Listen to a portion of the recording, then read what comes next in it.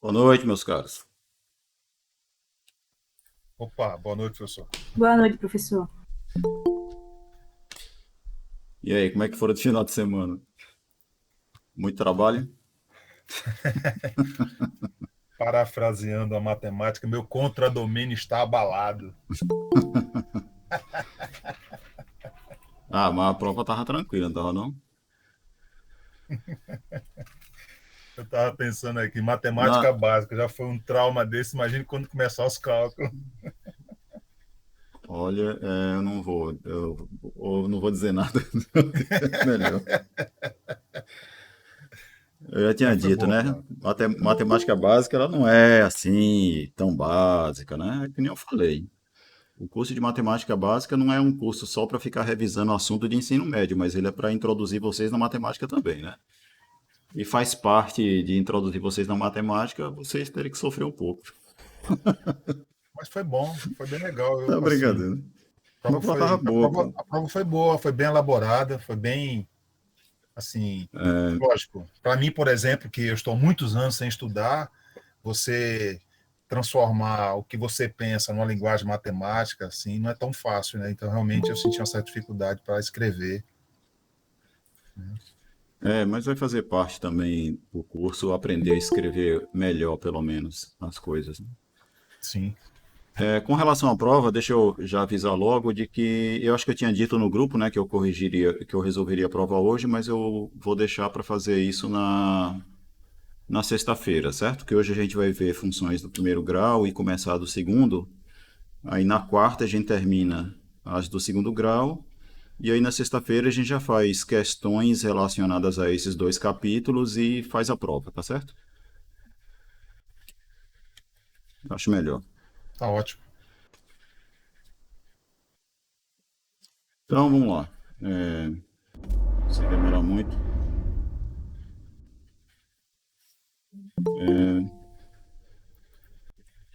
Vamos lá para as funções do primeiro grau.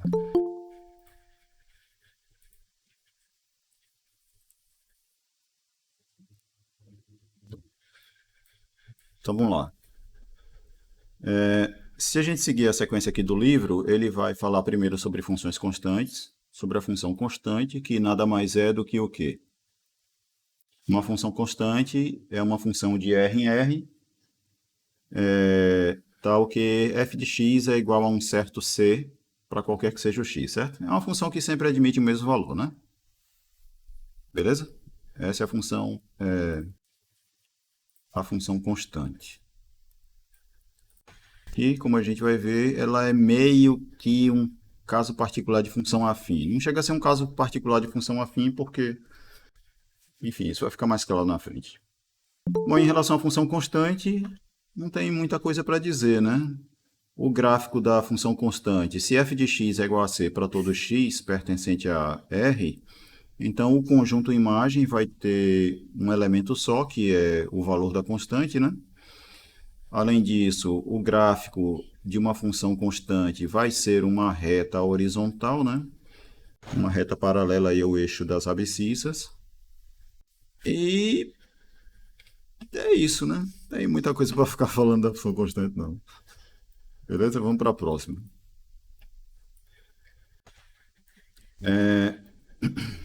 Função identidade.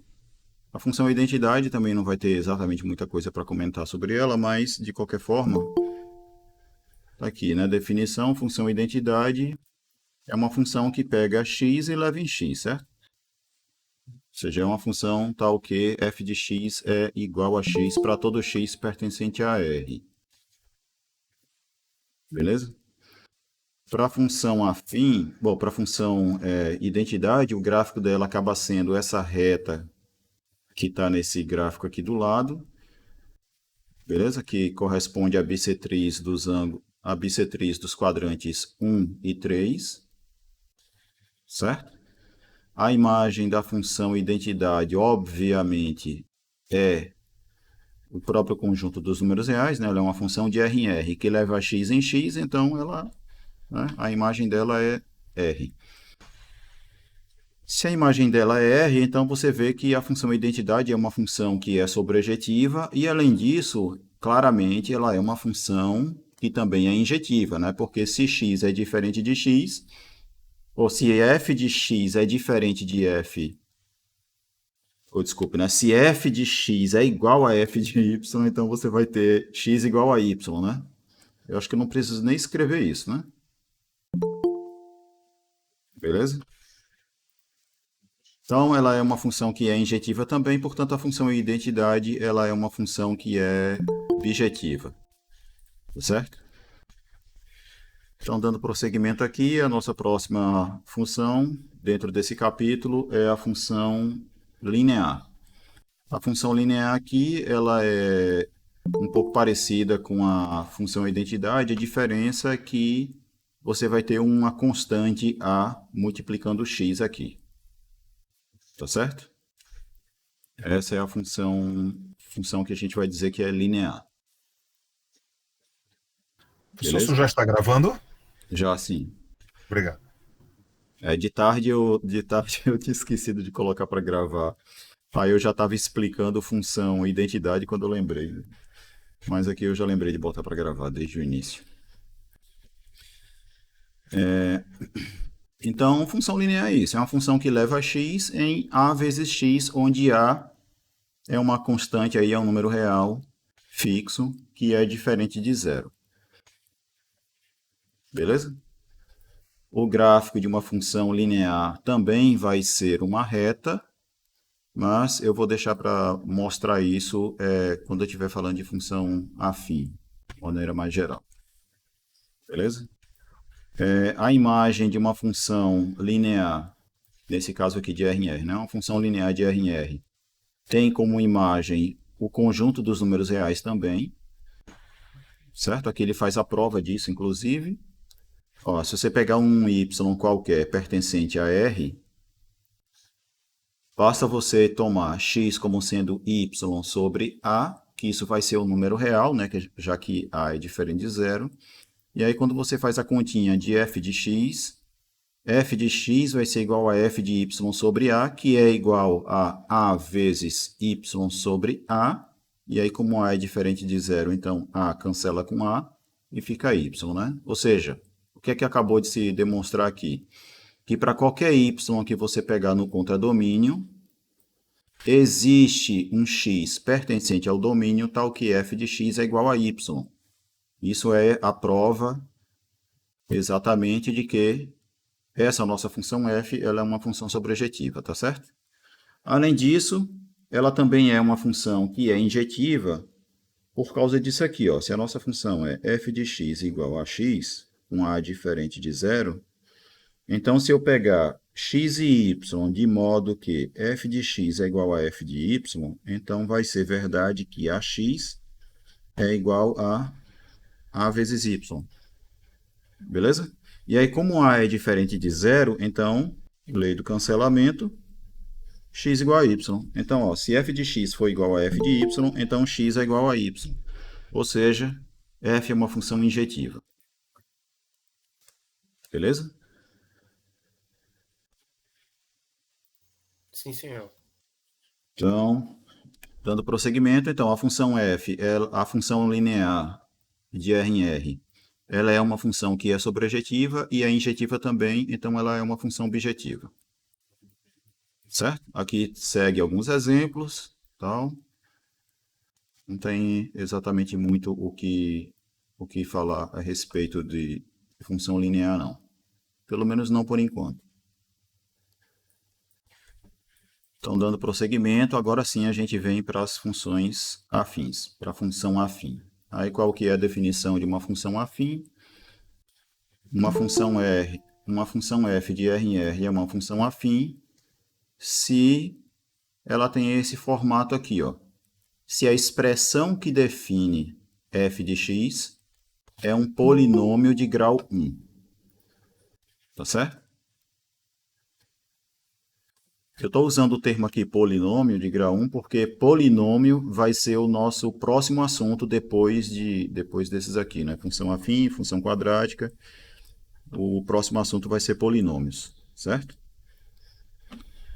Bom, então a função afim é uma função dada desse jeito. Aí por que eu falei lá que a função constante ela é meio que um caso particular de função afim? Porque, na verdade, do jeito que o livro define, acaba que a função constante não é uma função afim, porque na definição de função afim, ele está colocando A diferente de zero, né? Se A for diferente de zero, isso aqui não tem como ser uma função constante, né? Só seria função constante se A fosse igual a zero, né? Beleza? Então, meio que não é uma função afim, a função constante. Beleza? Bom, com relação à função afim, nós temos algumas coisas aí que os coeficientes, né? A gente tem aqui o coeficiente do x e tem esse termozinho aqui, um termo constante, certo? Que vocês não tem que ficar presos à letra que está sendo usada para representar os coeficientes, certo? Se o coeficiente que multiplica, se o cara que multiplica x, você está chamando de A, ou se você está chamando de Z, de T, de seja lá o que for, não importa, certo? Esse coeficiente que multiplica, esse termo que multiplica o x, mais adiante a gente vai ver que ele é chamado de coeficiente angular, certo? E é isso o que vai importar. Mas enfim, vamos seguir aqui nos exemplos de funções afins. Aqui a gente tem alguns exemplos, né, onde ele está dando a expressão da função afim e aqui identificando quem é o coeficiente angular e quem é o outro termo que a gente vai chamar de termo constante. Beleza? Em relação ao gráfico de uma função afim, a gente tem aí esse resultado, que ele não colocou como teorema, mas colocou como observação, que é o seguinte: o gráfico cartesiano da função afim f de x é igual a x mais b com a diferente de zero é uma reta. Na verdade, para ser uma reta aqui, o a não precisa ser diferente de zero não, certo? Mas ela precisa ser diferente de zero para essa função aqui ser uma função afim, conforme a definição que ele deu. Mas vamos lá. Como é que a gente prova que o gráfico dessa função aqui é uma reta? Aí a técnica é a seguinte, ó. A técnica é você pegar 3 pontos distintos no gráfico dessa função, certo? 3 pontos diferentes que pertencem ao gráfico dessa função, e você vai provar que esses 3 pontos distintos e arbitrários, certo? Eles pertencem a uma mesma reta. Eles são colineares.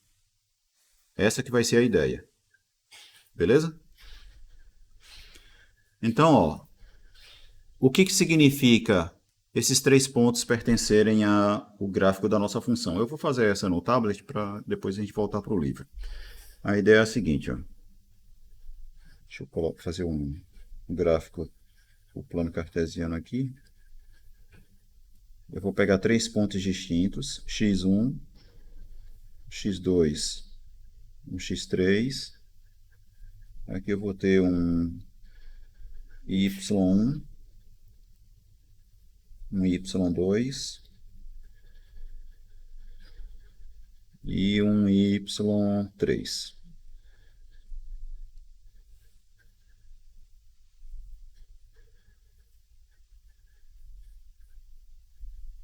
Certo? Então, tenho por hipótese que esses 3 pontos pertencem ao gráfico da função f. Então, o que é que isso vai significar? Isso vai significar dizer que o y1 ele é igual a f de x1, que é igual a vezes x1 mais b. O y2 vai ser igual a f de x2, que nada mais é do que ax2 mais b. E y3 é igual a f de x3, que é igual a ax3 mais b. Beleza? Aqui eu tenho uma equação 1, equação 2, equação 3. Se eu fizer a equação Se eu fizer a equação 2 menos a equação 1, o que é que eu vou obter? Eu vou obter y2 menos y1 igual a... Quando eu fizer esse termo, desculpa, quando eu fizer esse termo aqui menos esse, repare que o b vai cancelar, certo? E eu vou ter aqui a vezes x2 menos a vezes x1. E quando eu colocar o a em evidência, vou ficar com a multiplicando isso aqui. Beleza? Sim ou não? Não. Professor, não entendi porque o B cortou. O b? Vamos com calma que eu sou lentinha. É, o B. Então vamos lá. Ó. Quem é y2 menos y1? Vai ficar ó, ax2 mais b menos ax1 mais b. Beleza? Tá bom. Deixa Agora eu eu já entendi. Quando eu entendi o que você estava fazendo, deu para perceber por que cortou. Pronto. Então agora, beleza, né? Posso seguir. Pode sim. Então, aqui ficou até engraçado a hora que você disse não, viu? Não esperava essa resposta, não. Ah, professor, você se prepare que você vai Não, ouvir tudo muito. bem. Então vamos lá. Ó. O A é, portanto, igual ao quê? Como o x2 é diferente do x1, que eu estou supondo, né? Então isso aqui é um número diferente de zero. Então eu posso dividir os dois lados por x2 menos x1, certo? E obter o seguinte, y2 menos y1 dividido por x2 menos x1. Agora vamos interpretar geometricamente o que significa isso primeiro, antes da gente fazer o resto da conta. Veja só, se eu pegar y2 menos y1, isso vai corresponder a esse comprimento aqui, certo? Esse é o nosso y2 menos y1. E o x2 menos x1 vai corresponder a esse comprimento aqui. Sim ou não? Esse aqui é o nosso x2 menos x1. A variação de x. E aí, quando eu olho agora para esse triângulo retângulo, se aí é um triângulo retângulo, eu estou fazendo esse cateto dividido por esse, isso é a tangente desse ângulo aqui, né? Vou chamar de θ. Tá dando para ver aí, né? Beleza? Então, esse coeficiente A, ele é, na verdade, a tangente daquele ângulozinho θ ali. Sim ou não? Mas esse comentário que estou fazendo aqui é só para a gente já interpretar geometricamente o que é o coeficiente A. Certo? O coeficiente A, ele é igual ao quê? A tangente do ângulo que o gráfico da função afim vai fazer, já que quando a gente completar a demonstração de que ela é uma reta, né? Essa reta vai fazer um ângulo θ com o eixo das abscissas, certo? E aí esse ângulo, a tangente desse ângulo, é exatamente o valor desse coeficiente do x. Tranquilo? Mas, enfim, por enquanto não é isso que a gente está querendo provar agora. Né? A gente está querendo provar primeiro que, de fato, o gráfico vai ser uma reta. Beleza? Mas, de qualquer forma, eu tenho aqui um certo ângulo alfa. E vamos interpretar outra coisa agora. Ó. Se a gente fizer a equação 3 menos a equação 2, isso vai ser igual ao quê? Isso vai ser a mesma coisa que y3 menos y1, que vai dar... Eu vou fazer a conta completa agora, viu? Para não ficar dúvida. Isso aqui vai ficar o ax3 mais b menos ax2, y2 aqui, ax2 mais b, aí o b vai cancelar, e vai ficar isso daqui, ó. Vai ficar ax3 menos ax2, e aí colocando o a em evidência, eu vou ficar aqui com a vezes x3 menos x2. Beleza? E aí, mesma coisa, ó. Se eu fizer aqui y3 menos y2, dividido por x3 menos x2, esse é o valor do coeficiente A. Tranquilo? E aí, esse quociente aqui, ele é o quê? Ele vai ser esse comprimento dividido por esse, nesse outro triângulo retângulo aqui, ó. Que eu desenhei agora. Onde nele vai ter um certo ângulo beta aqui. Tá certo? Então, ó, do fato de que esse quociente é igual a A e esse quociente também é igual a A, a gente vai ter uma igualdade entre esse cara aqui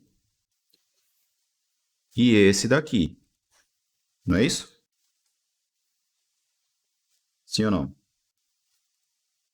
Então, tem aqui, quando eu faço esse comprimento dividido por esse, que eu estou marcando aqui, é a mesma coisa que esse dividido por esse. Certo? Então, o que a gente está dizendo aí? Que os lados desses dois triângulos, eles são proporcionais, né? No sentido lá que vocês viram em geometria já, provavelmente. Ou se preferir, ó, ou se preferir, a tangente desse ângulo beta e a tangente desse ângulo alfa é a mesma, né? Certo? Isso nos dá uma dica de que esses dois ângulos alfa e beta, eles na verdade são iguais. Sim ou não? E aí, se esses dois ângulos eles são iguais, ó, então isso vai resultar que esse ponto e esse ponto, eles pertencem a uma mesma reta. É basicamente essa a conta que o livro está fazendo aqui, ó. Ele vai pegar 3 pontos do gráfico, né? Os pontos do gráfico aqui, quem são? São os pontos que ele chamou aqui de A, B e C. Aí você tem dois triângulos retângulos aqui, ó. Um deles tem um certo ângulo alfa aqui e o outro tem um certo ângulo beta. Daí ele vai fazer a continha para concluir isso aqui, ó. O mesmo que a gente concluiu, ó. Esses quocientes aqui são iguais, ó. E ele diz, ó, então os triângulos ABD e BCE são retângulos e têm lados proporcionais. Então os dois triângulos são semelhantes e, portanto, os ângulos alfa e beta são iguais. Certo? E aí os dois ângulos alfa e beta sendo iguais, significa dizer que os pontos A, B e C pertencem a uma mesma reta, ou estão alinhados, como ele falou aqui, né? Ou, de outro modo, a gente pode dizer que eles são colineares, que é outra forma de a gente dizer que três pontos pertencem a uma mesma reta. Beleza? Então, o gráfico de uma função afim vai ser uma reta porque quaisquer três pontos que eu pegar, eles vão ser colineares, né? Mas aí alguém pode estar se perguntando assim, professor, mas beleza, eu peguei 3 pontos, aí eu mostrei que eles estão na mesma reta. Se eu pegar outros 3 pontos, esses outros 3 pontos não poderiam pertencer a uma outra reta, não? Vocês concordam que vocês poderiam ter essa dúvida aí? Alguém poderia ter essa dúvida? Mas por que todos os outros pontos pertencerão a uma mesma reta? Que a ideia é a seguinte aqui, ó. Aí deixa eu explicar. Porque parece que a demonstração acabou, mas na verdade tem um detalhezinho aqui, ó. Que a ideia é a seguinte, ó. Eu peguei 3 pontos do gráfico e aí provei que esses 3 pontos pertencem a uma mesma reta, certo?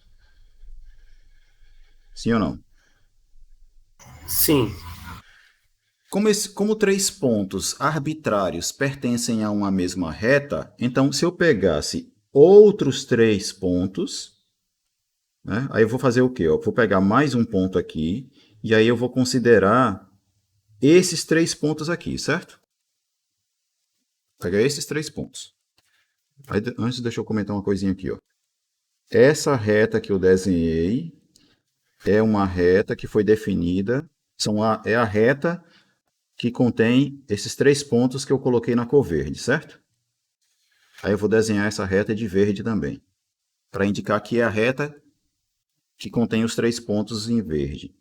Se eu pegar um outro ponto, esse branco aqui, ó, e olhar para esses 3 pontos aqui, esses 3 pontos também vão pertencer a uma mesma reta. Sim ou não?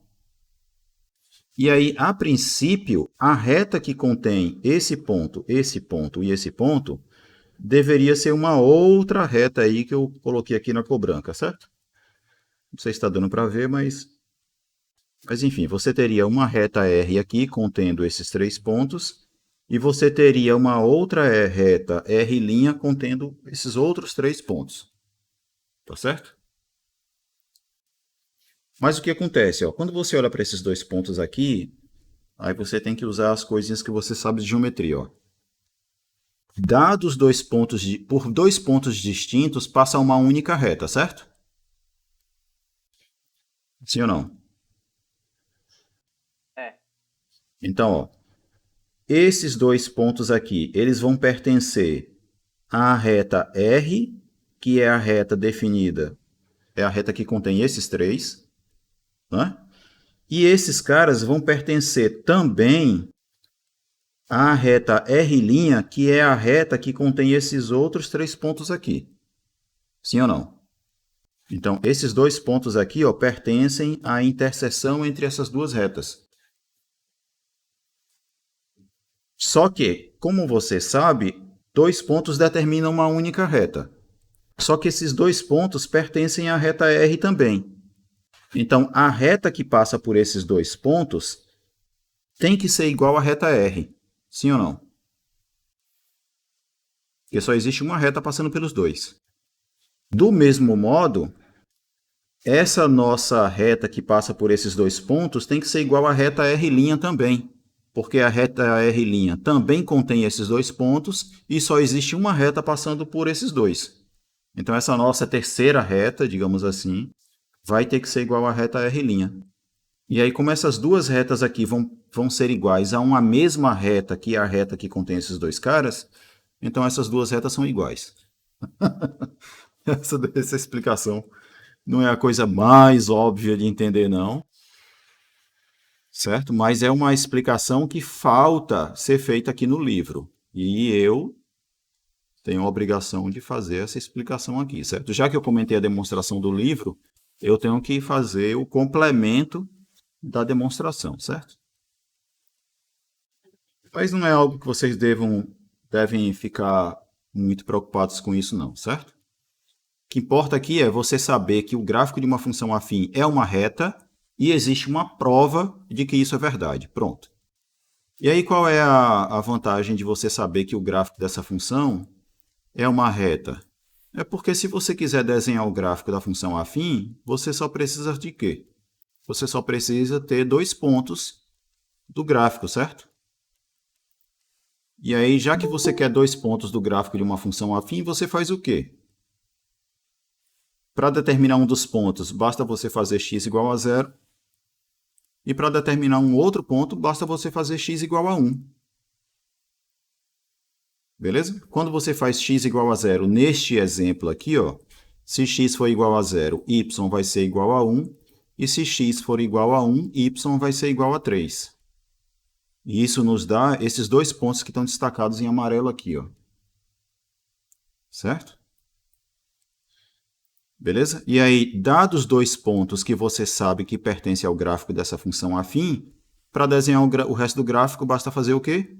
Colocar uma régua aqui, né, passando por esses 2 pontos e traçar esse segmento de reta. Beleza? E aí eu estou falando em segmento de reta porque a reta inteira você não vai ser capaz de desenhar, né? Porque uma reta que é reta, né, uma reta mesmo, ela é infinita nas duas direções, né? Beleza? Bom, e aí vai seguir mais exemplos, certo? Aqui ele fez o gráfico da função y é igual a menos x mais 3 e por aí vai. Aqui mais exercícios e tome exercício, certo? Exercício, exercício, exercício e vamos ver aqui o que tem mais de propriedades sobre funções afins. Agora a gente parte aqui para a imagem de uma função afim. A imagem de uma função afim,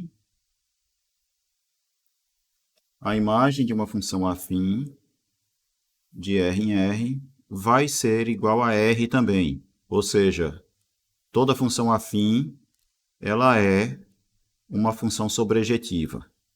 Tá certo?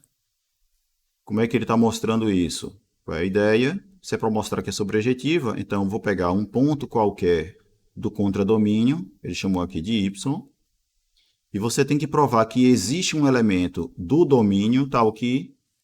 Você tem que provar que existe um x no domínio tal que f de x é y, né? Qual é o x que ele está pegando aqui? Esse, ó. Que é um número real, né? Dado que a é diferente de zero. E aí, para esse x aqui, quanto vale f de x? F de x vai ser igual a f de y menos b sobre a, que vai ser igual a vezes y menos b sobre a. E aí, quando o a cancelar com o a, vai sobrar apenas o quê? Y menos b. E aí, o menos b vai cancelar com o b, sobrando apenas quem? Y. Tá certo? Então, note que para todo y que eu pegar no contradomínio, existe um x no domínio, tal que f de x é y. Conclusão, a nossa função f ela é sobrejetiva e, portanto, a imagem dela é igual ao contradomínio. Ou seja, a imagem da função afim é R. Tá certo? Outra coisa que a gente pode provar com relação à função afim é a injetividade dela. Certo? Pegue aqui uma função afim, f de x igual a x mais b, e sejam x e y tais que f de x é igual a f de y, certo? Então, se f de x é igual a f de y, então a vezes x mais b é igual a vezes y mais b. Pela lei do cancelamento, ó, eu posso tirar o b aqui e ficar com... Eu acho que o senhor já provou isso no início. Foi... Eu fiz para a função linear. Certo? Tá. Só estou mostrando aqui que no caso da afim é a mesma coisa. A diferença é que antes você tem que cancelar o b, né? Então, isso aqui vai nos dar ax igual a y, e aí, lei do cancelamento novamente, para multiplicação, isso vai dar x igual a y. Tá certo? Tá certo. Beleza? Então, a função afim, ela é uma função que é injetiva e, portanto, bijetiva. Tá certo? Esse próximo tópico aqui no livro está falando sobre os coeficientes da função afim. Ele está dizendo aqui que o coeficiente A da função afim é denominado coeficiente angular ou declividade, ou simplesmente inclinação, certo? Ou a inclinação da reta, né? Da reta definida pelo gráfico da função afim. Beleza? É só o nome, é só questão de nome. O fato de chamar de coeficiente angular aqui tem a ver com... Bom, se é coeficiente angular, tem que ter a ver com ângulo, né? Tem que ter alguma coisa a ver com ângulo. E é aquilo que eu tinha comentado aqui, né? Quando eu estava fazendo essa demonstração aqui, ó. Esse quociente, ele é a tangente desse ângulozinho alfa aqui, né? Certo? Então, esse coeficiente A, ele tem a ver, ele tem uma relação com esse ângulo, né? Que é, o valor de A é a tangente desse ângulo aqui. Beleza? Então, por isso, esse termo angular aqui em coeficiente angular, porque tem a ver com o ângulo, né? No caso, o ângulo que a reta forma com o eixo das abscissas. Beleza? O coeficiente B, ele está chamando aqui de coeficiente linear. Mas eu, particularmente, prefiro chamar de termo constante mesmo. Certo? Por causa do seguinte, ó. Faz mais sentido chamar de termo constante, porque essa parcela na soma, né? Na função afim você tem aqui o ax somado com o b. Dessas duas parcelas aqui, o b é o único que não vai variar com x. Sim ou não? Para qualquer valor de x que você escolher, o b não vai mudar. A soma, claro, vai mudar, mas vai mudar por causa do ax, né? Esse termo aqui varia, mas o b não. É um termo que vai, né, é invariante por x. Por isso que eu estou falando em termo constante. Constante com relação a x. Ele não varia conforme o x varia. Beleza? Mas o livro chama de coeficiente linear, mas você pode chamar também de termo constante. Beleza? É só questão de nome aí. Beleza. Então, nessa função aqui, por exemplo, 2x, y é igual a 2x mais 1, o coeficiente angular é o 2 e o termo constante é o 1, certo? Ou o termo linear. Só isso. Prosseguindo com o assunto, nós chegamos agora na parte de zeros da função afim. Ou zero da função afim. Em primeiro lugar, o que é o zero de uma função? Aí tem aqui uma definição, que é x é zero de y igual a f de x, se e somente se f de x é igual a zero. Beleza? Então, os zeros de uma função são os valores de x para os quais a função vale zero. Beleza? É comum também a gente chamar os zeros de uma função de raízes da função. Esse termo raízes, vocês estão mais viciados em usar no contexto das funções quadráticas, né? Quando vocês estão se referindo às raízes de uma equação de segundo grau. Né? Alguns podem também usar o termo raízes para raízes de um polinômio de grau qualquer também, né? Mas, na verdade, é que esse termo pode ser usado para quaisquer funções. Qualquer valor de x para o qual f de x vale zero, você também pode chamar de raiz da função. O livro está chamando aqui de zero da função, porque essas coisas são sinônimas, certo? Na matemática, em matemática, essas duas coisas são a mesma coisa, digamos assim. Então, definido aí o que é o zero de uma função, quem é o zero da função afim? Então, qual é a ideia? É fazer ax mais b igual a zero. Se ax mais b é igual a zero, então x vai ser igual a menos b sobre a. O interessante é observar que x igual a menos b sobre a é o único valor para o qual f de x vai dar zero. Sim ou não? Isso inclusive, decorre do fato da função afim ser injetiva. Então, o que é que você tem? Ó? Digamos que você tenha um outro valor de x, de modo que f desse x também dê zero. Eu estou chamando de x' aqui, certo? Então, se f de x' também dá zero, então f de x' é igual a f de menos b sobre a, concorda? Porque f de menos b sobre a também é zero. Então, x' e menos b sobre a são dois valores para os quais a função assume o mesmo valor. Não é isso? Então, ó, se f de x' é igual a f de menos b sobre a, como f é injetiva, isso implica dizer que x' é igual a menos b sobre a. Conclusão, qualquer outro número x para o qual f de x dá zero, esse x necessariamente é igual a menos b sobre a. Ou seja, menos b sobre a é o único número real para o qual a função f de x igual a ax mais b vai dar zero. Beleza? Sim ou não?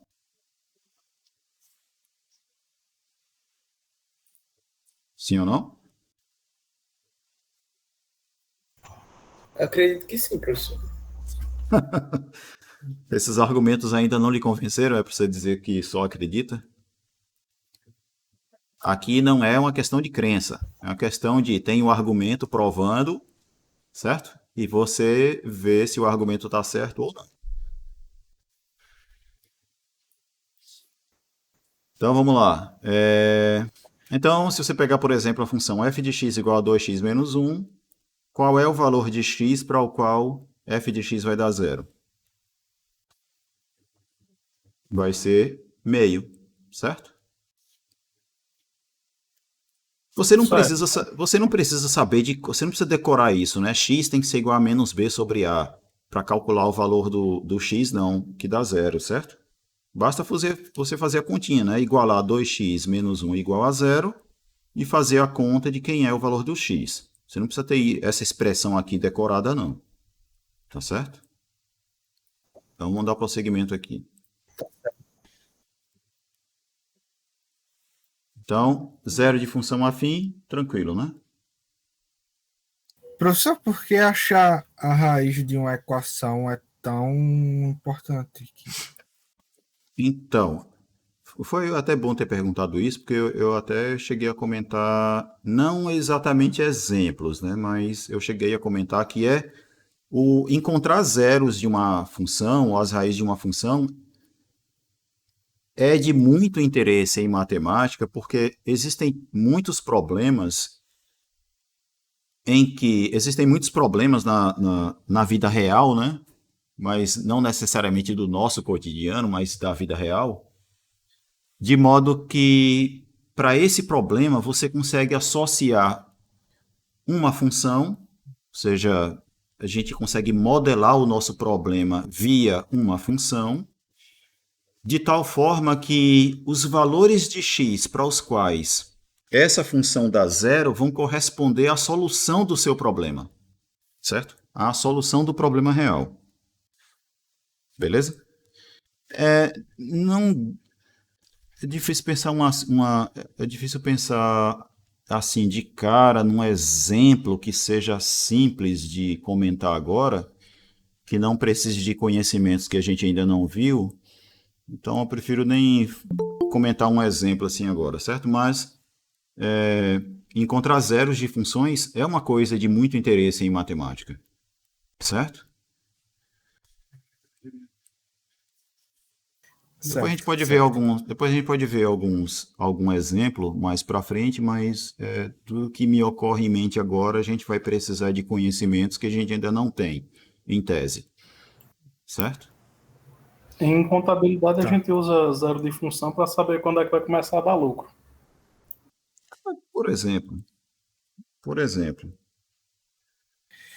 E foi bom você ter falado isso, porque hoje de manhã eu estava conversando com um amigo meu e ele está no ensino médio ainda.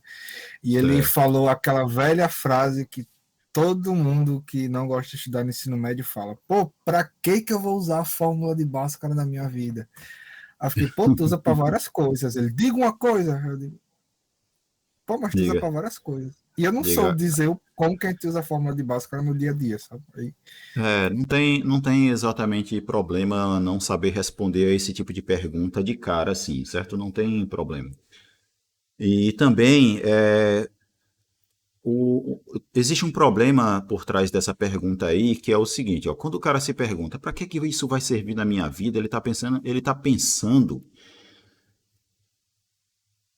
que aquilo que ele está estudando, necessariamente ele vai usar em algum momento, assim, eu estou em casa fazendo alguma coisa, sei lá, e aí eu preciso...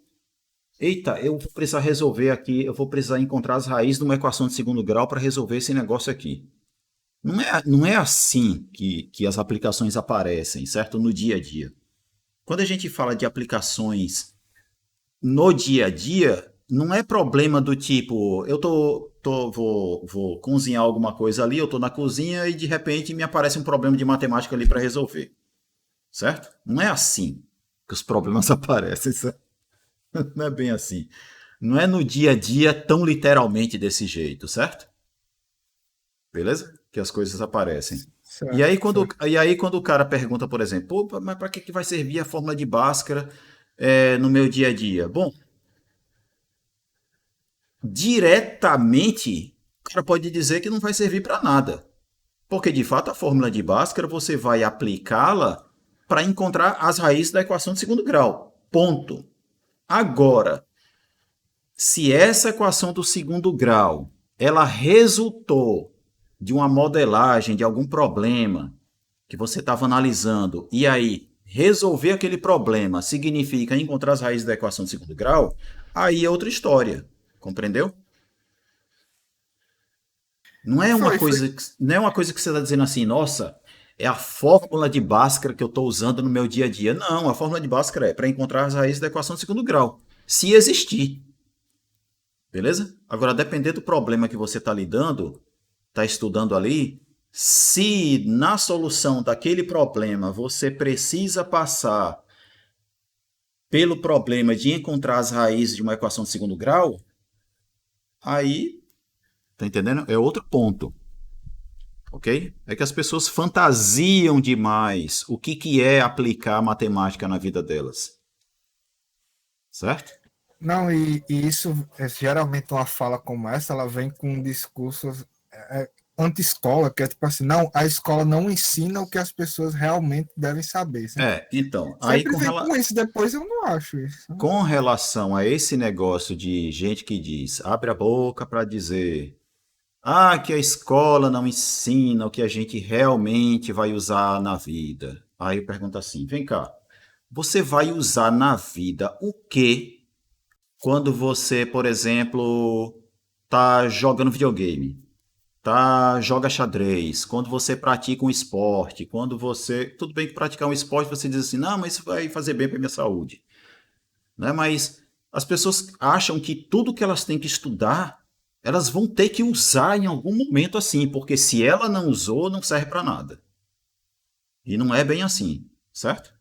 Os E meus não é bem amigos assim. também do ensino médio, eu canso de escutar eles falando isso. Tipo, O negócio é que as pessoas fantasiam demais sobre a utilidade que as coisas que elas estudam devem ter.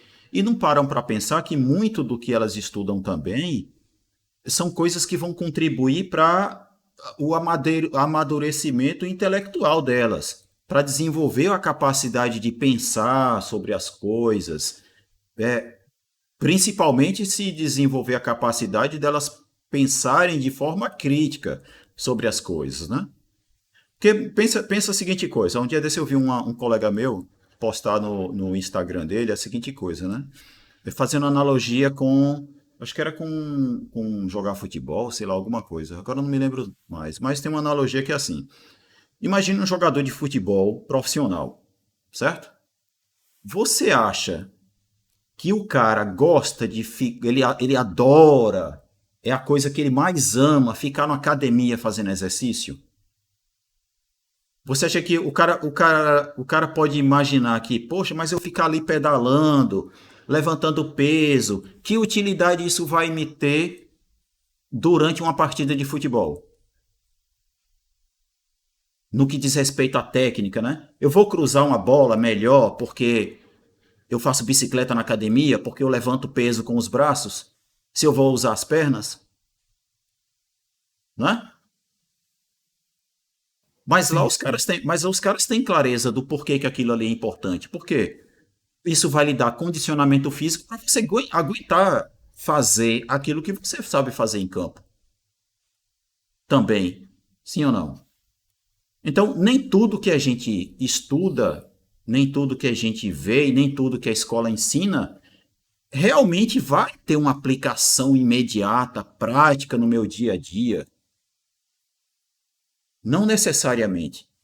E também, às vezes, para uma pessoa, determinado conhecimento nunca foi usada, mas para outra sim. E a escola não vai ensinar aquilo que é bom para você de um jeito, bom para o outro de outro jeito, e assim por diante. Porque imagine você pegar uma escola com 1.000 pessoas, 1.000 alunos, e você dá uma educação diferenciada para cada um deles.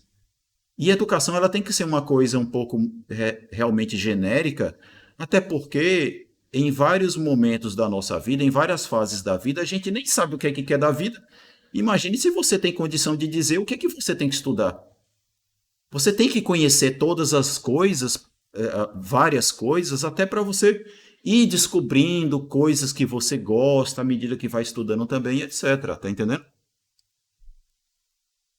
Imagine o cara que gosta de jogar futebol, aí ele nunca vai ter aula de matemática, e aí nunca vai descobrir se gosta de matemática. Já pensou que raciocínio meio besta? Achar que a gente só tem que estudar o que vai usar na vida? Imagine os homens na idade da pedra, dizendo assim, não, para que eu vou me preocupar com, sei lá, com descobrir algum outro material para que seja útil para cortar carne, se eu já tenho uma pedra lascada aqui para cortar. Tá? Se basta eu pegar uma pedra, cortar, quebrar ela de determinado modo para obter uma lasca de pedra afiada para poder cortar carne. Imagine se hoje a gente teria faca. Tá entendendo? O mundo vai para frente porque a gente, né, tem que descobrir coisas novas, né? E para descobrir coisas novas, a gente precisa saber o que veio antes, tá ligado? Exatamente. Então, e a gente tem que estudar coisas que não têm uma aplicação imediata, assim. Eu não enxergo onde é que eu vou usar. Mas não é porque eu não enxergo onde é que eu vou usar que eu não vou estudar. Simples assim. Todo mundo ficou Certo? pensativo agora. Ter esse tipo de pensamento é o pensamento mais medíocre possível que vocês podem ter. Se alguém tiver, tente eliminar isso da cabeça. Certo? E eu sei que durante o curso de matemática vai ter gente se questionando assim. Ah, mas eu estou vendo análise, eu estou vendo álgebra linear, estou vendo teoria dos números, eu não vou dar aula dessas coisas. Professor, se me permite, eu estava ontem lendo Diga aí.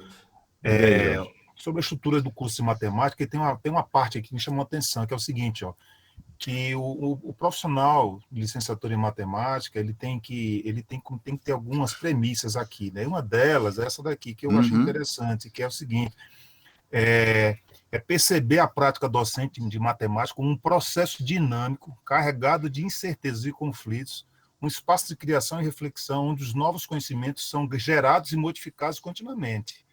Certo? Sim. Então, isso chamou a atenção, isso aqui. Então, acho que nós, como futuros professores, a gente vai ter que ter esse desafio, né, justamente de desconstruir esse tipo de pensamento, né? Porque eu acho que o jovem de hoje, isso é muito. Eu tenho 2 filhos, né, nessa faixa de 20 e poucos anos, que quando eles eram pequenos, faziam esse mesmo questionamento. E eu mostrava a importância de se aprender matemática, se aprender física, geografia, história, filosofia, sociologia. Eu sempre orientei meus filhos nesse sentido, que o conhecimento geral, ele enriquece você para a vida, né? Para que você possa fazer melhores escolhas, enfim. E a matemática me ajudou muito, né? nesse sentido. Então, acho que a gente tem que realmente já começar a criar essa ideia de que nós vamos ser formadores de futuros jovens, né? E a gente já tem que começar a desconstruir esse tipo de pensamento, né? Exatamente. E essa é uma das competências e habilidades que a gente vai ter que ter. Exatamente. E aí, com relação a isso que eu estava dizendo, né, de que alguns se questionam com relação a coisas que vão ver no curso, né, que vocês, de fato, vocês não vão dar aula de teoria dos números no ensino médio, vocês não vão dar aula de análise, que é uma disciplina que vocês vão fazer também. Você não vai dar aula daquilo ali para o ensino médio, vocês não vão dar aula de cálculo no ensino médio, não vai dar aula de uma série de coisas no ensino médio. Aí você pensa, pô, então se eu não vou dar aula disso, eu estudo isso para quê? Aí aplica o seguinte raciocínio. Imagine que um curso de licenciatura só fosse pagar matérias em que você vai estudar coisas que você vai dar aula a respeito daquilo no ensino médio. Você só estaria fazendo o ensino médio de novo. Sim. Exatamente. E aí imagine você, como professor, conhecendo de matemática apenas aquelas coisas do ensino médio. É por essa razão que a gente tem muito profissional que não é formado em matemática dando aula no lugar de um professor de matemática. Exatamente, é por isso que, me desculpem até o termo, por isso que tem tanto professor bosta. É verdade. Porque o cara acha que ele só precisa saber aquilo que ele vai dar aula. Aí é o maior problema de todos. No ensino fundamental foi professor que não era formado em matemática dando aula de matemática, porque na minha escola não tinha professores, então tava lá para tapar o buraco pra gente não ficar sem matemática no currículo. Exatamente. Eu durante todo o meu ensino fundamental e médio, eu nunca tive professor de matemática formado em matemática. Vocês ainda estão numa geração que já, né, a oferta de professores de matemática formados em matemática é bem maior. Certo? É bem maior. Eu nunca tive. E o déficit de professores de matemática no Brasil é um negócio assim, na faixa de uns 40 mil professores, a nível Brasil. Ainda mais que no meu ensino médio foi no interior, né? Na Bahia, e cidade no interior é pior ainda assim do que em capital, porque é, há anos atrás, assim, alguns anos atrás, o que que era um cara que dava aula de matemática? Era aquele cara que todo mundo chamava de inteligente, que era bom em matemática quando estudava e, não, fulano é bom com conta, é bom em matemática. Aí botava ele para dar aula. Ou então pegava um contador para dar aula, engenheiro para dar aula, tá entendendo? Não Eu que tive um seja um professor de matemática que não, ele, acho que eu fazia sexto ano e ele era formado em química. pois é, cara, tá entendendo? Eu tenho um trauma até Não, hoje da minha sexta série por causa de um engenheiro civil. Né? Foi ele que quase me reprovou. Eu fiquei com trauma, não, né? tá vendo? Não que, Não, não que um engenheiro não consiga ensinar, sei lá, PA, PG, proporcionalidade, esse tipo de coisa não, tá entendendo? Não estou dizendo da capacidade técnica, mas não é só capacidade técnica que o cara tem que ter, né? Certo? Mas enfim, vamos voltar aqui, porque senão isso se prolonga. Esse assunto se prolonga. Certo? Então, funções crescentes e decrescentes. Certo? Em outro momento a gente pode conversar mais a respeito desse tipo de assunto. Certo? Sim, senhor. Então vamos lá. Funções crescentes ou decrescentes. Definição está aqui. Quando que uma função ela é crescente? Uma função ela vai ser crescente se para todo x1 e x2 pertencente ao domínio da função, se o x1 é menor do que o x2, o f do x1 é menor do que o x2. Certo? Em outras palavras, é mais fácil você pensar assim, ó. Uma função ela é crescente se ela preservar essa desigualdade aqui. x1 menor do que x2, quando você aplica f dos dois lados, a desigualdade se mantém. Tá certo? Beleza? Então, ó, uma função ela é crescente se, para todo x1 e x2, x1 menor do que x2 implica f de x1 menor do que f de x2. Beleza? Uma outra forma alternativa é a seguinte: uma função f ela vai ser crescente se para quaisquer dois valores de x distintos é verdade que esse quociente aqui é um número positivo. Tá certo? Por que essa forma é equivalente? Porque se x1 for diferente de x2, então você vai ter ou x1 menor do que x2 ou x1 maior do que x2, beleza? Se o x1 for menor do que o x2, aí vamos fazer essa conta, ó. Se x1 é menor do que x2 e a função f é crescente, então é verdade o quê? Que f de x1 é menor do que f de x2. Então, quando eu faço essa continha aqui, ó, f de x1 menos ou f de x2 menos f de x1 dividido por x2 menos x1, isso daqui vai ser um número positivo por quê? Porque embaixo é positivo, porque x2 é maior do que x1, e se a função f for crescente, essa parte de cima também é positiva, porque f de x2 é maior do que f de x1. Então, esse quociente é positivo, tá certo? Beleza? E a mesma coisa, ó, se o x1 fosse... Não entendi. Não entendi muito bem essa parte aí agora, não.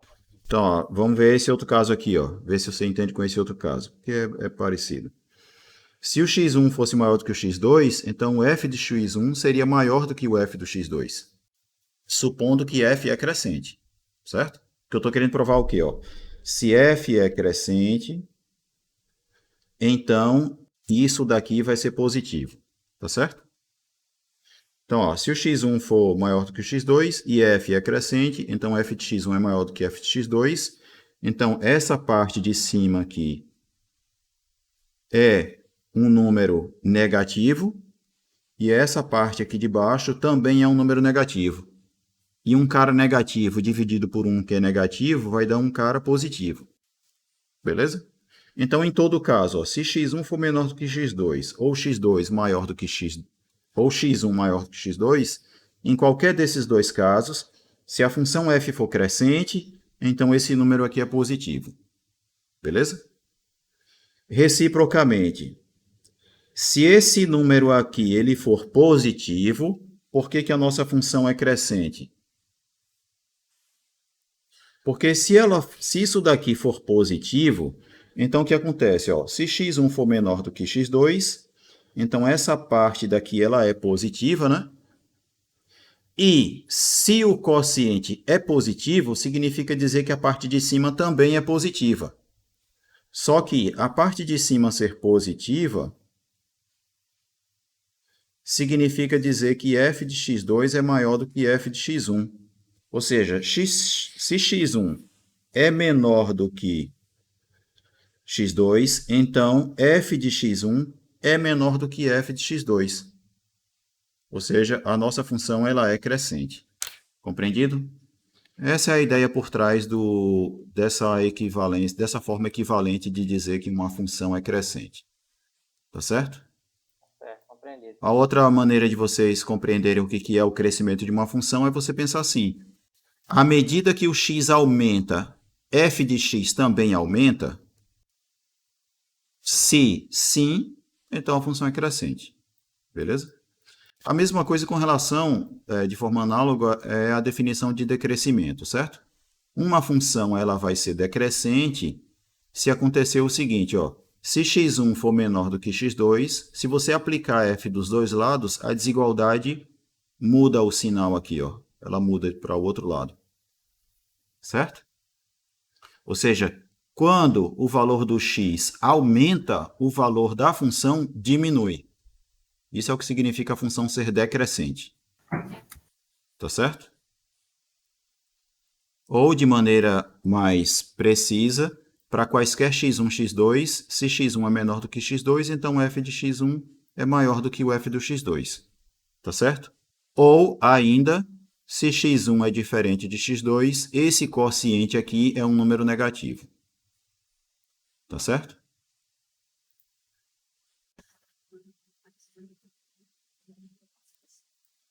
Beleza?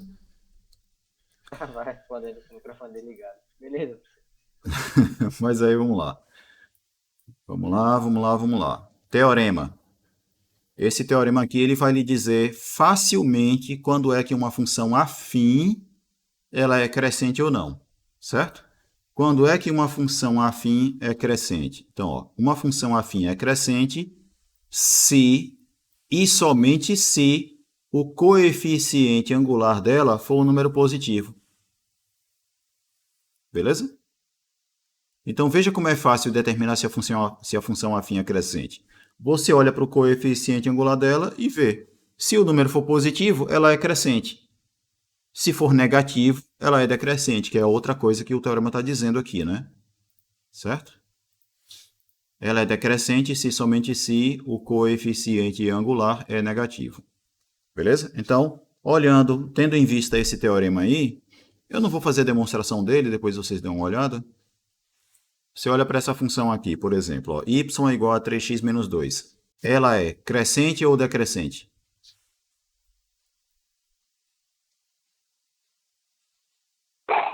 Crescente. Por quê? Crescente, Por quê? porque o A é O 3, coeficiente é positivo. positivo. Isso, o coeficiente angular é igual a 3, que é positivo, certo? O fato do b aqui ser negativo influencia alguma coisa? Em relação Não. ao crescimento? Não, certo? Em O nada. teorema está sendo bem claro. Não. O teorema está dizendo que a função vai ser crescente se somente se o coeficiente angular da função afim for positivo e decrescente se for negativo. Essa daqui. Decrescente porque o coeficiente... Decrescente porque o Decrescente. coeficiente angular é negativo. Exatamente. Pronto. Né? Que inclusive é o que está dito aqui, ó. Que esse é um exercício resolvido, né? Mas você não precisa ver a resposta para saber disso, né? Basta você saber o teorema para poder saber responder a isso. Então, vejamos. O que mais que tem aqui? Sinal de uma função é afim.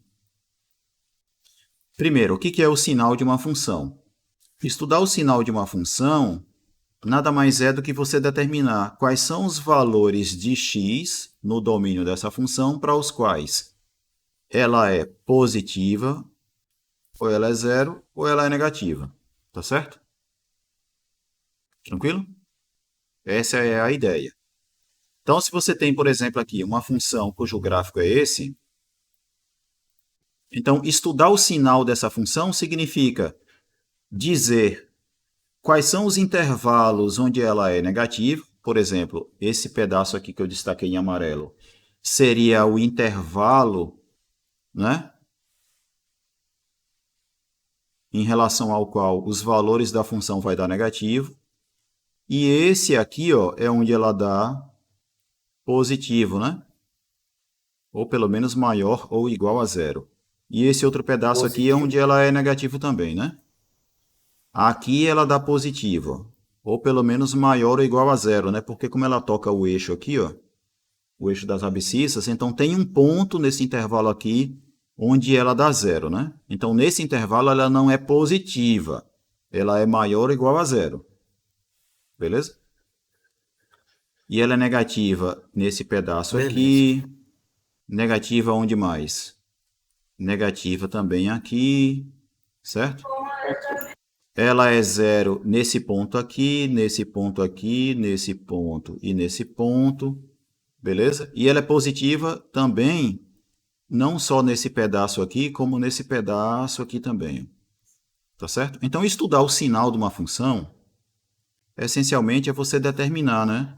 Para que valores de x ela é negativa, para que valores de x ela é positiva, e para que valores de x ela é igual a zero, né? Que corresponderia a encontrar os zeros da função, ou as raízes, tá certo? Então, tá aqui, ó, o estudo do sinal da função. Beleza? Bom, mas aí, vamos lá. Definido aí o que é estudar o sinal de uma função, qual é o sinal da função afim? O sinal da função afim é bem fácil de estudar. Quando que ela vai ser positiva, quando que ela é negativa? Isso vai depender do coeficiente angular.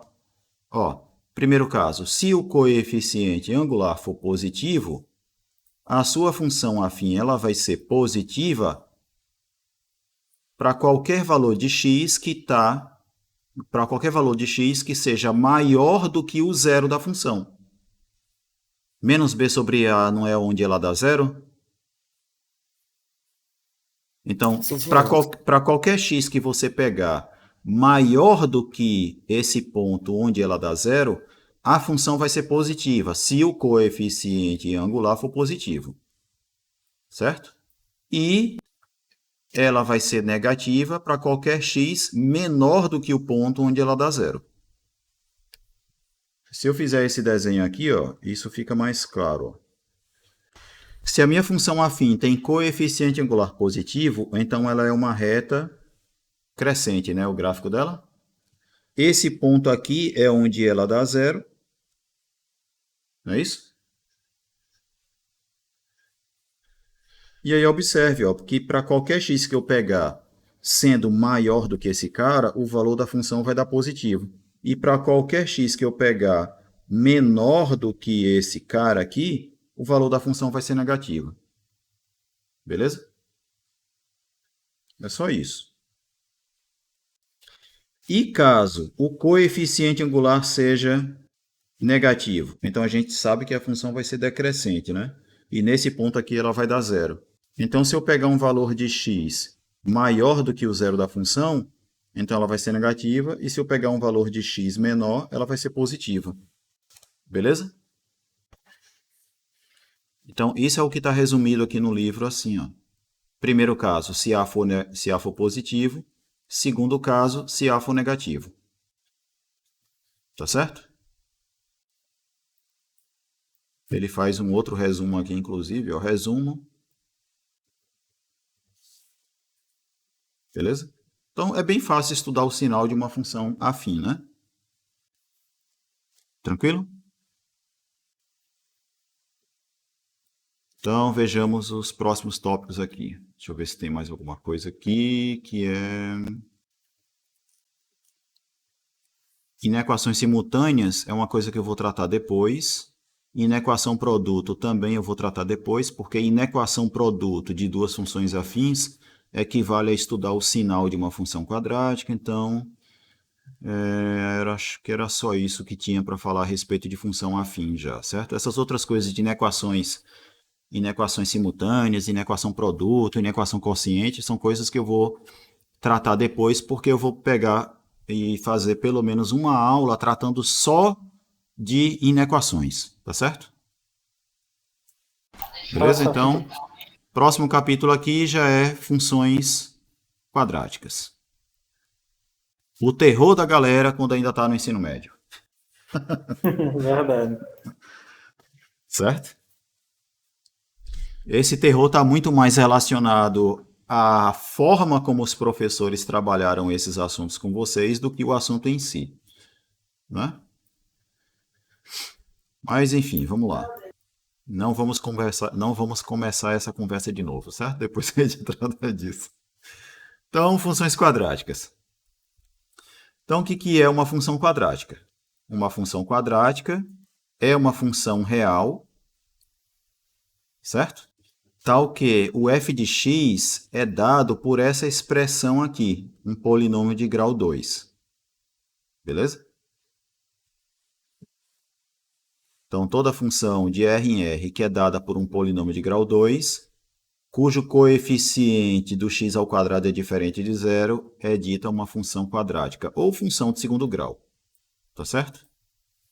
O fato de a gente chamar de segundo grau aqui é porque isso está relacionado ao grau desse polinômio que é 2. Mas a gente vai falar de grau de polinômio quando eu estiver falando sobre polinômios, mais especificamente, tá certo? Então isso é uma função quadrática, uma função do segundo grau. Beleza? Beleza, então. Então, numa função quadrática, os coeficientes, né? O a que aparece aqui, você tem que lembrar que você tem que pensar assim, né? O que a gente chama de a na função quadrática é o coeficiente do x ao quadrado. O b é o coeficiente do x. E o c é o termo constante. Certo? Então, nessa funçãozinha aqui, por exemplo, ó, quem é o a? Ou seja, quem é o coeficiente do x ao quadrado é 1, o coeficiente do x é o menos 3 e o termo constante é o 2. Certo? Esses são os valores de a, b e c. E por aí vai. Né? Não precisa perder muito tempo aqui, não. Então, função quadrática é toda função dada dessa forma, onde os coeficientes, né, você tem que saber identificar aí. Bom, em relação a esse tópico aqui, parábola, ele está colocando como observação aqui, ó, observação 165, que é o gráfico da função quadrática é uma parábola. Essa é uma coisa que a gente vai demonstrar ainda. Beleza? Eu não vou demonstrar agora, eu vou demonstrar na aula de quarta-feira, certo? Por que que o gráfico de uma função quadrática é uma parábola? Para você dizer que o gráfico de uma coisa é uma parábola, primeiro você tem que dizer o que é uma parábola. O que é uma parábola? Para que eu possa dizer que o gráfico de uma função quadrática é uma parábola. Você tem que saber o que é isso, né? Quando a gente está no ensino médio, os professores estão falando de funções quadráticas, eles dizem assim, o gráfico da função quadrática é uma parábola. Como se parábola fosse simplesmente o nome do gráfico de uma função quadrática. Quando, na verdade, o conceito de parábola tem sua própria definição.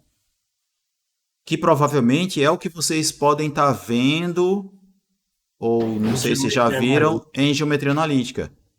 Né? Vocês não aprenderam em geometria analítica lá o que é uma parábola? Sim, sim. Né? Vai decorrer da definição de parábola, que se você colocar a sua parábola num sistema de coordenadas, e aí você quiser calcular quais são as coordenadas de um ponto da parábola com relação a esse sistema de coordenadas, aí você obtém, por exemplo, uma coisa desse tipo. Y igual a 1 sobre 4p vezes x ao quadrado. Não foi isso que vocês devem ter deduzido lá na aula de geometria analítica? Quer dizer, o professor deve ter deduzido? Sim. Né? Então, ocorre que o fato de que um ponto pertencente à parábola vai ter essa relação aqui entre as suas coordenadas vai ser uma consequência da definição de parábola. E aí, isso daqui é uma função quadrática, sim ou não? Sim, senhor. E aí você vê o quê? Bom, se eu tenho uma parábola num sistema de coordenadas vai ter as suas coordenadas tendo essa relação aqui.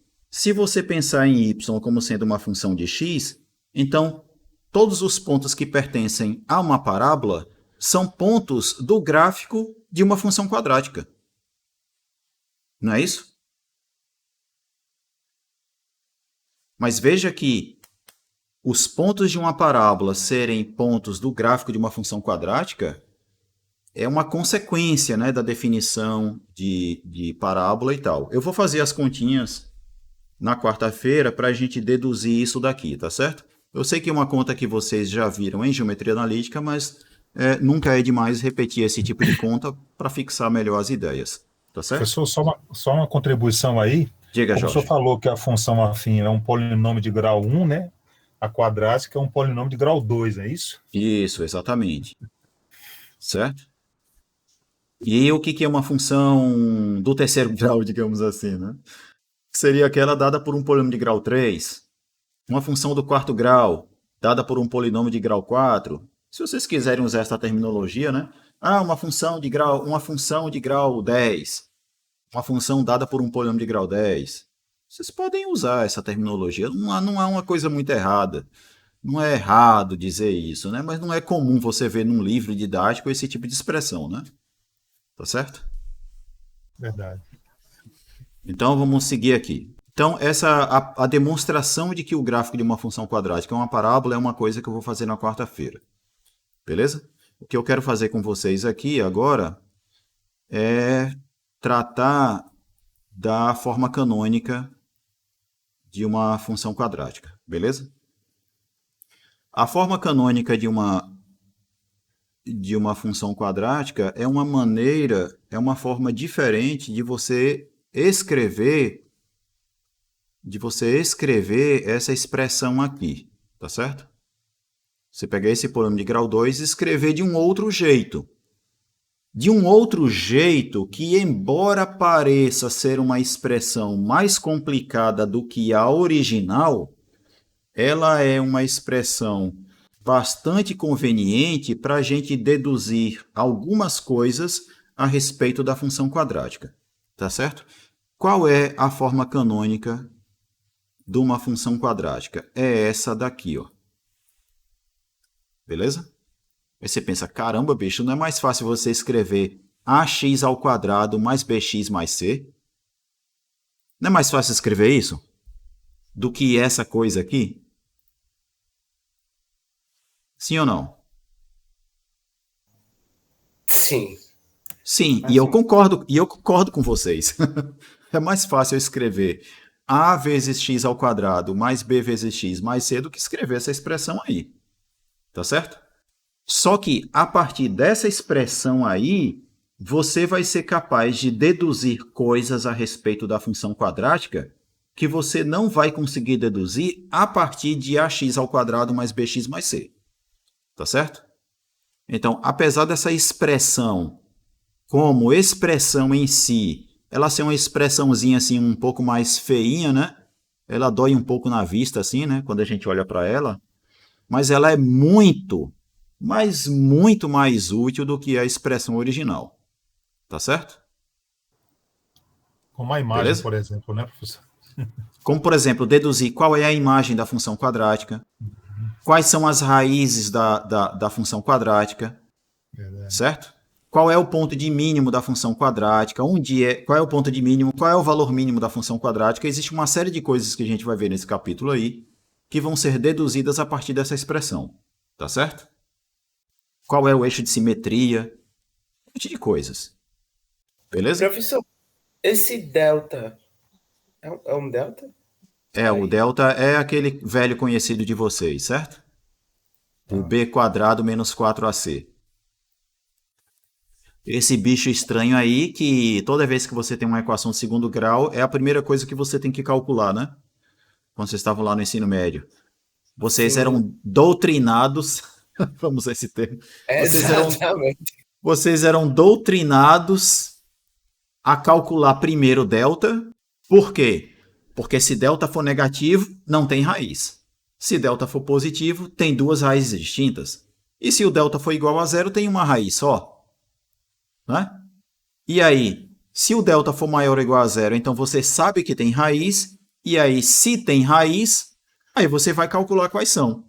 E aí, na hora de calcular, você vai usar a fórmula de Bhaskara. Tá certo? Que para começar nem é de Bhaskara. Certo? E para continuar, no Brasil, a gente tem esse hábito de chamar essa fórmula de Bhaskara, mas em outros países, muito provavelmente, a gigantesca maioria dos outros países não chamam essa fórmula por nome nenhum. Não chamam por fórmula, não chamam por nome algum. Certo? Beleza? Mas, enfim, aqui a gente criou essa cultura de chamar de fórmula de Bhaskara, né?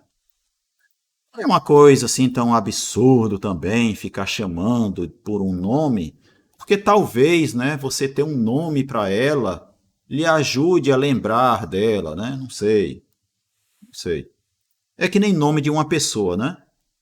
Talvez seja mais fácil você lembrar de alguém quando você lembra do nome, assim, sei lá. Ah, você sabe quem é João alguma coisa? Aí você diz, eu sei quem é, pelo nome agora eu associei quem é. Do que você dizer, não, você lembra quem é aquele cara baixinho, magrinho, que usa óculos, que tem cabelo comprido, tá entendendo? É mais fácil você chamar logo pelo nome, né? Você atribui um nome àquele conjunto de características ali do que você tentar, né, ficar lembrando ou falar para alguém sobre aquela pessoa com base nas características que ela tem e não pelo nome, sabe? É para isso que serve você dar nome às coisas. Sim ou não? Já pensou se o nome disso não tivesse um nome, que é, né, você chamar isso aqui de um relógio, você tivesse que descrever todos os detalhes do que é isso daqui para você estar dizendo que está falando a respeito disso aqui?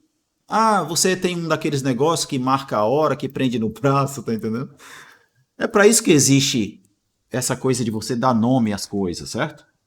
Inclusive em matemática, é por isso que existem as definições. Muitas das definições em matemática nada mais é do que para dar nome a algumas coisas para que você não fique se referindo a elas pelas propriedades que elas têm. Tá certo? Por exemplo, de repente é mais fácil me referir seja f uma função quadrática, do que você dizer, seja f a função de r em r, tal que f de x é igual a ax ao quadrado mais bx mais c, onde a é diferente de zero. Já pensou? Eu ter que ficar dizendo isso o tempo todo, ao invés de dizer simplesmente, seja f a função quadrática. É para isso que existe esses nomes, tá certo? E é para isso que serve definições em matemática, em boa parte. Tranquilo? Mas enfim, vamos deixar essa conversa para depois. Vamos fazer uma dedução aqui que é a seguinte, beleza. Essa daqui é a forma canônica da função quadrática, certo? E de onde é que isso vem? Aí de onde isso vem? Vem dessa conta que está aqui atrás, né? Aí você pensa, caramba, bicho, que conta bizonha é essa aqui? Professor, Diga. Canônico tem tipo um significado, tipo como se fosse original? É meio que isso. Tem uma certa relação. É meio que primário, né, professor? É aquela forma fundamental, sabe? Nem sempre canônico vai estar relacionado à simplicidade, não, certo? Beleza? Mas há uma forma padrão de uma coisa, sabe? Meio que isso. Por exemplo, aquilo que eu tinha dito a respeito da parábola, né? Quando você tem uma parábola, um ponto que pertence a uma parábola vai ter as suas coordenadas relacionadas por meio dessa equação. Beleza?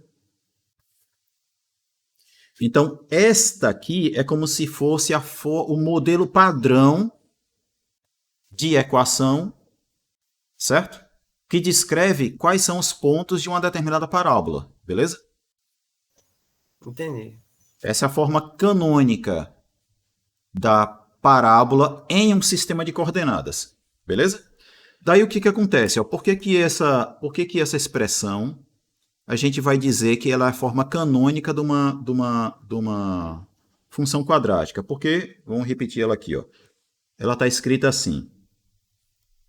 Eu vou chamar f de x, eu vou chamar de y, certo? Aí o que a gente tem? Y é igual a que multiplica x mais b sobre 2a elevado ao quadrado menos delta sobre 4a ao quadrado, certo? Se eu aplicar distributividade aqui, a vai multiplicar o quadrado aqui, e quando a multiplicar esse cara, vai simplificar e ficar assim, certo? Então, a forma canônica pode ser reescrita também desse modo, beleza? Sim ou não? Daí o que acontece? O que acontece, ó? Se eu somar delta sobre 4a dos dois lados, eu vou chegar na seguinte equação. Y mais delta sobre 4a é igual a vezes o quê? X mais b sobre 2a elevado ao quadrado. Se eu fizer uma mudança de variável aqui, que é a seguinte, ó, se eu chamar isso aqui de y barra e esse cara aqui de x barra, o que eu vou ter?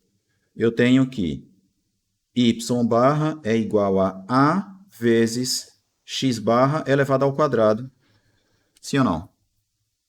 Sim. E aí você nota que, a menos de uma mudança de variável, essa equação aqui, ó, ela pode ser reduzida a uma expressão que basicamente é a nossa forma padrão de uma parábola, né? Uma equação padrão de uma parábola, né? Num sistema de coordenadas. Sim ou não? Sim. Então é meio que nesse sentido que a gente chama essa expressão aí de forma canônica. Tranquilo? Tem a ver com isso. Agora, de onde vem como que a gente faz para deduzir essa expressão aqui? A conta está aqui, certo? Alguém pode estar se perguntando. Tá, beleza. Então vamos entender. Eita, que deu uma canelada aqui na mesa agora. Ai, minha canela, doeu. Mas vamos lá, ó. Vamos ver essa conta aqui, ó. Eu tenho aqui, f de x é igual a x quadrado mais bx mais c. Tá vendo? Ó, eu falei, vamos entender uma conta aqui. Eu dei logo uma canelada na mesa, né? Olha aí. Parece até que o que a gente vai ver é bruxaria. Vamos lá, ó. F de x é igual a x quadrado mais bx mais c. Primeira coisa que ele fez foi colocar a em evidência. Certo? Beleza? Beleza. Alguém pode estar se perguntando assim, oxe, mas como é que ele pode botar em evidência se o A não aparece aqui nem aparece aqui? Você não coloca em evidência, não é o fator comum?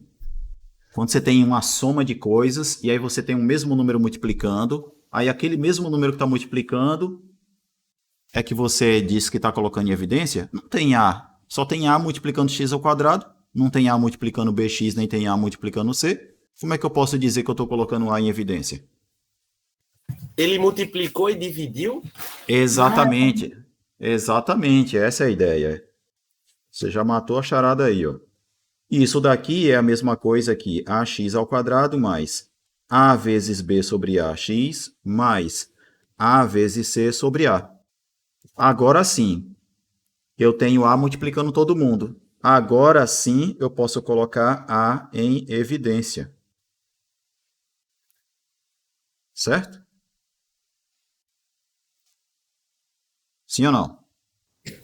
Sim, E eu posso multiplicar e dividir por A, porque nesse contexto aqui, a gente está sempre supondo que A é diferente de zero, tá certo? Então, é por isso que quando ele coloca em evidência, aparece ali B sobre A, C sobre A, não é? Quando você olha simplesmente para essa equação, para essa igualdade aqui, tá parecendo que o cara fez bruxaria, né? É. Certo?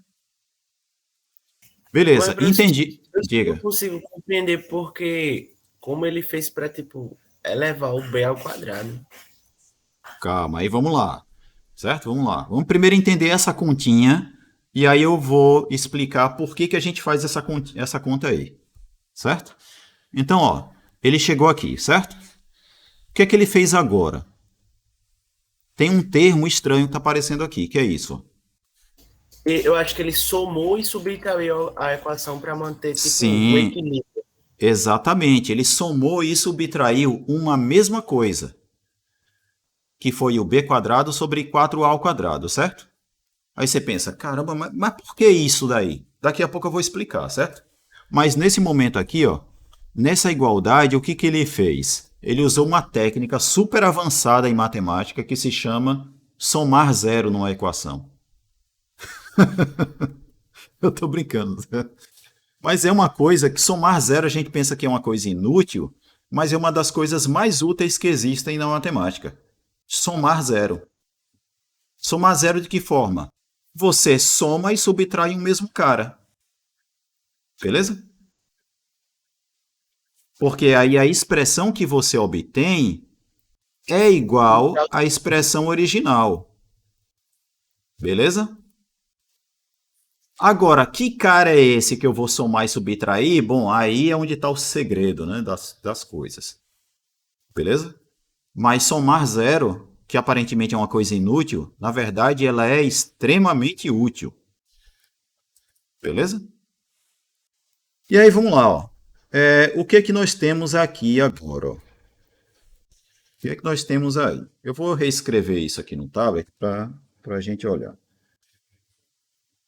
Eu tenho ali x ao quadrado mais b sobre a vezes x mais b ao quadrado sobre 4a ao quadrado menos b ao quadrado sobre 4a ao quadrado mais c sobre a. Certo? Primeira coisa que eu vou fazer aqui é o seguinte. Ao invés de eu botar b quadrado sobre 4a ao quadrado, eu vou escrever isso desse modo. Ó. Tá certo? Tá certo. E esse b sobre a que está multiplicando x, eu vou escrever ele assim. 2 vezes b sobre 2a. Tá Professor, certo? no denominador desse termo aí é para ser 2. Ah, é 2 aqui. É verdade. Certo? Justamente. Então, veja só. O que é que nós temos aqui? Ó? Eu tenho x ao quadrado mais 2 vezes alguma coisa vezes x, mais essa mesma alguma coisa elevado ao quadrado. Eu vou destacar ele aqui na cor verde. Isso lembra alguma coisa? Para vocês? Ei, professor, você foi malandro aí, viu, agora? É o zero? Isso aqui, ó. O que é o quadrado de x mais lambda? O que é? X ao quadrado mais 2 lambda x mais lambda ao quadrado. Vocês costumam dizer assim, né? O quadrado da soma é igual ao quadrado do primeiro, mais 2 vezes o primeiro vezes o segundo, mais o quadrado do segundo, não é assim? Sim, sim. Então veja que o quadrado de uma soma, ela é sempre, né? Se for o quadrado de x mais lambda, vai ser x ao quadrado mais 2 vezes esse carinha que aparece aqui, mais o quadrado desse mesmo carinha, tá certo? Eu vou destacar ele aqui numa cor. Vou botar aqui uma cor, sei lá, laranja. Olha ele aqui, ó. Tá certo? Então, o que acontece? Ó? Sempre que você se deparar com uma situação como essa, você pode reescrever esse trinômio quadrado perfeito, que vocês chamam, né? esse trinômio quadrado perfeito, vocês podem escrever como sendo o quadrado de uma soma. Sim ou não? Sim.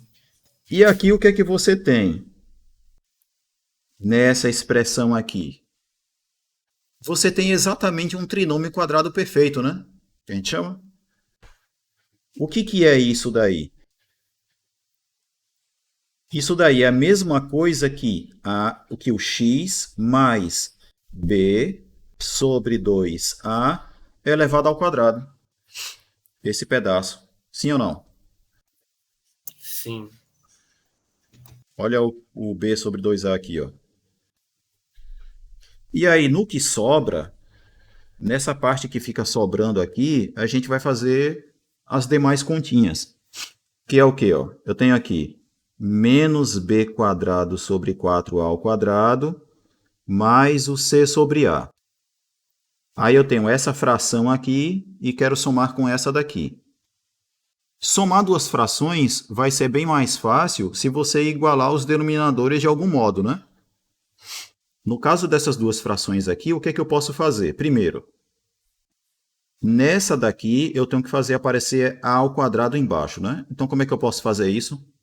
Aí eu vou usar uma outra técnica extremamente avançada em matemática que se chama multiplicar por 1. O que é que a gente sabe? Quando a gente multiplica uma coisa por 1, a gente não muda essa coisa, sim ou não? Sim. Só que eu não vou multiplicar por 1 de qualquer jeito, né? Qual é a ideia? Esse meu 1 é igual a pegar uma coisa e dividir por ela mesma e usar isso para multiplicar o cara, certo? Por exemplo, sei lá, eu posso pegar x e dizer que x é igual a lambda x dividido por lambda, sim ou não? Se lambda for diferente de zero, claro.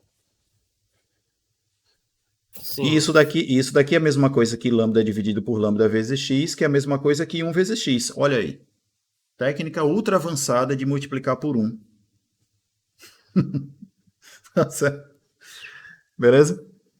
Então, ó, eu vou multiplicar em cima e vou multiplicar embaixo por a. E aqui embaixo vai aparecer quem? A ao quadrado. E agora eu quero fazer aparecer o 4. Professor. O que é que eu faço? Não, entendi. O que é que eu faço para poder aparecer o 4 aqui, para que esse denominador acabe ficando igual a esse? O mesmo? Vou fazer multiplicar por 4, né? Aqui embaixo. Só que eu tenho que multiplicar em cima também, né? É a técnica do multiplicar por 1. Então eu vou multiplicar em cima por 4 e embaixo por 4. Agora eu tenho duas frações aqui com o mesmo denominador. Aí como é que vai ficar agora? Vai ficar aqui, ó. A multiplicando quem? X mais b sobre 2a ao quadrado, mais a seguinte fração, menos b ao quadrado mais 4ac dividido por 4a ao quadrado. Se eu colocar um sinal de menos aqui em cima em evidência, eu ficaria com isso aqui, ó. Sim ou não? Sim. Sim, sim. Certo? Aí alguém pode estar se perguntando, professor, mas como assim botar menos em evidência? Eu tenho lá, ó, menos b quadrado mais 4ac. A gente sabe que, a gente viu nas aulas das construções, da construção dos reais, né? Que menos com menos é mais, né? Então isso aqui eu posso ver como sendo menos 4ac, sim ou não? Sim. Aí agora eu tenho um sinal de menos aqui que posso colocar em evidência, né? Certo? Esse menos que está aqui é o menos daqui, ó. Ok. Beleza? Então, colocando o menos em evidência aí, a gente tem isso. E quem é esse carinha aqui? É o que a gente chama de delta. Portanto, essa nossa expressão aqui ficou assim, ó. X mais b sobre 2a. Isso daqui elevado ao quadrado, menos delta sobre 4a ao quadrado. Sim ou não? Sim, sim. Então, essa é a dedução da forma canônica da nossa função quadrática. Beleza? E no que se baseia esse procedimento? É um procedimento que provavelmente talvez vocês tenham visto já em geometria analítica, que é o método de completar quadrado. Sim. O que é o método de completar quadrado? É você pegar justamente uma expressão e você tentar reduzir ela, tentar fazer aparecer uma coisa desse tipo aqui, ó. Certo? Por A gente não exemplo. tá tendo tablet, professor. Ah, é verdade. Pronto.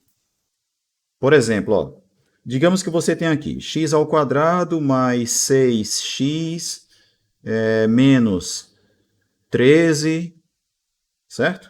E aí você quer completar quadrado nessa expressão aqui. O que é o completar quadrado dessa expressão? Completar o quadrado vai ser tentar fazer aparecer um trinômio quadrado perfeito. Beleza?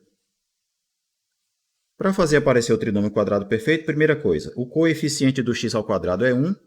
Então, beleza. Então, vou repetir aqui, o x ao quadrado. Nesse cara aqui, eu tenho que fazer aparecer o quê? 2 vezes um certo elemento vezes x, né? Eu consigo fazer isso como? 2 vezes 3 vezes x. Sim ou não? E aí eu tenho que fazer aparecer o quadrado desse cara. E aí note que o quadrado desse cara não aparece aqui, né? Mas aí o que é que você faz? A técnica do somar zero, né? Eu quero fazer aparecer o 3 ao quadrado. Eu não quero fazer aparecer o 3 ao quadrado? Então eu vou fazer aparecer o 3 ao quadrado. Só que para eu fazer aparecer uma coisa que não estava ali, então você vai somar e subtrair ela. Para que a expressão que você obtém agora seja igual à expressão original. Beleza? E aí o que é que você tem aqui nesse pedaço?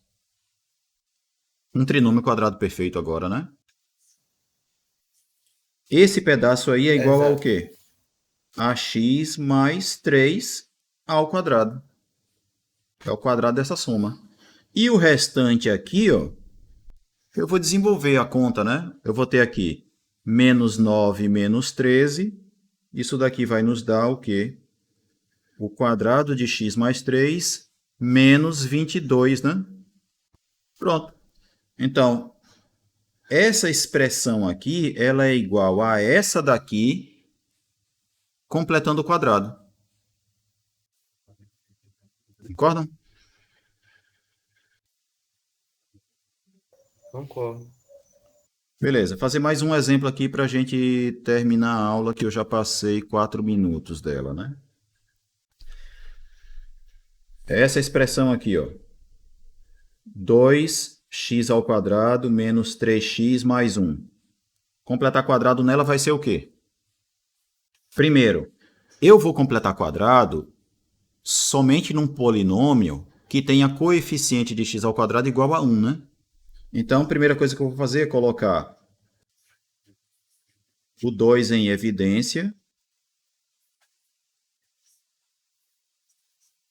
para que agora eu tenha um polinômio de grau 2, cujo coeficiente de x ao quadrado é igual a 1. E aí eu vou completar quadrado aqui. Então, eu vou ficar aqui com 2 vezes o quê? X ao quadrado menos quem? Aí eu tenho que fazer aparecer 2 vezes alguma coisa. Aí eu vou fazer o quê? Eu vou botar aqui mais 2 vezes quem? O 2 vezes menos 3 dividido por 2 vezes 2, né? Certo? Ou seja, é como se eu fosse fazer o seguinte, eu multiplicar em cima e embaixo por 2 para ter um 2 aqui para colocar em evidência, certo? Para destacar. Beleza? Então, isso aqui vai nos dar, ó, menos... isso daqui vai nos dar menos 3 quartos, certo?